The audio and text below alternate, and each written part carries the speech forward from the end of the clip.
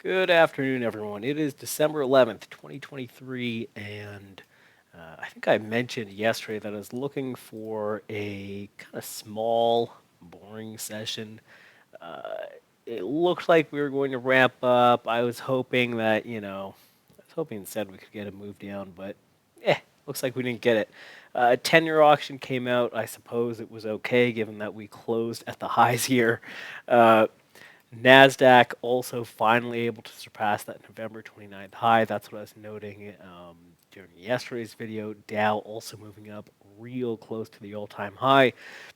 Notable that even the Qs are getting pretty close there.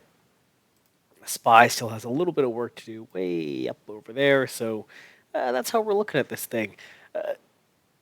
Tomorrow, pre-market is CPI data coming out at 8:30, and then the big bond auction of the 30-year at 1:01 p.m. Um, so if I had to think of a tempo for the day, I imagine we'll get quite a busy, quite a boring overnight session first. A busy pre-market as well as busy A period. I'll probably sit out until that A period is done. I imagine we'll get a nice good trade from about 10 a.m. to noon, and then I expect this thing to quiet down quite a bit ahead of that 30-year data, and I'd probably hold off until about 1:15 or 1:30 to trade it until about 3 p.m. and then I think that final hour will be messy as we try and clean out the books after CPI and 30-year data, and it all be ahead of Wednesday's PPI and FOMC. So, quite a bit of crap to deal with. I'd be aware of the tempo for the session and try and trade with that. Let's get into the levels and that sort of stuff. Here is the NASDAQ. Um, this is the continuous chart, so we have this kind of funny gap happening. I did end up rolling over today just because the volume pre-market was looking larger than the December contract. This is going to be the primary area I'd be looking to get long. This is the prior week's highs, Friday's highs as well. And that's where we defended it 1, 2, 3 times, as well as some smaller bids up above. 405 was a prior level, and then 450s as well. We're getting really close on the futures to the all-time high. That's only at 767. That's what, 300 points or something? 320 points.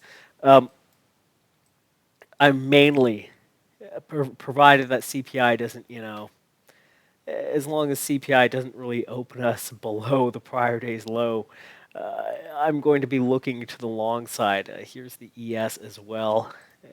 Sure, a 30-minute chart.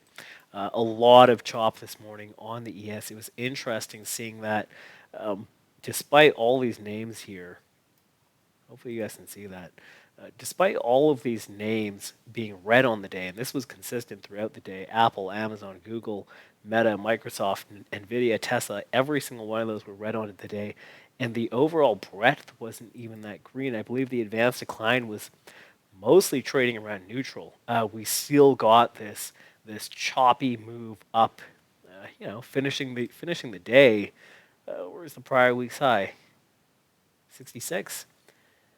We managed to get another 13 points. It's nothing huge, but I mean, given the breadth, overall market breadth, as well as the Magnificent Seven, neither of them really cooperating. It's impressive. It's a decent rally.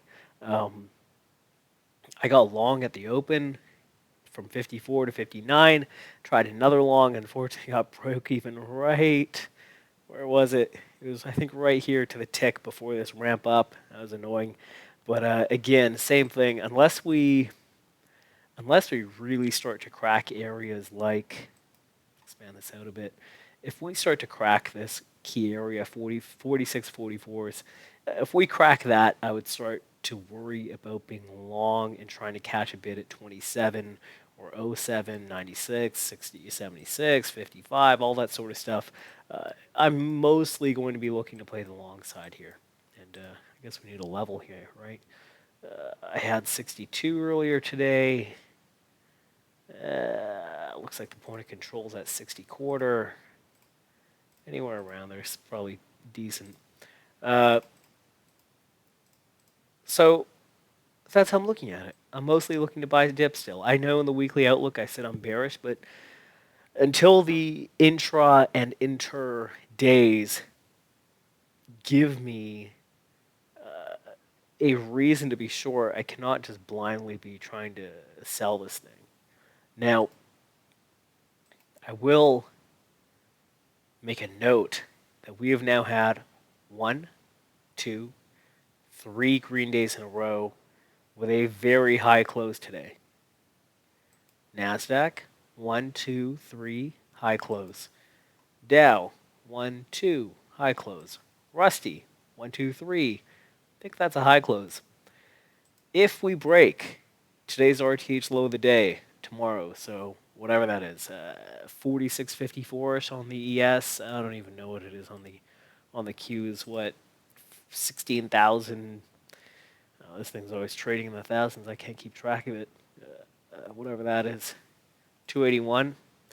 If we break those numbers, this will be David Paul's surprise attack setup. So in that scenario, we'd be looking to get short at the prior day's low, stop at the high, and look for a move for at least 2R, at least for a couple days holding on to it. That kind of puts us at balanced lows, this 46.55 spot, 45.55.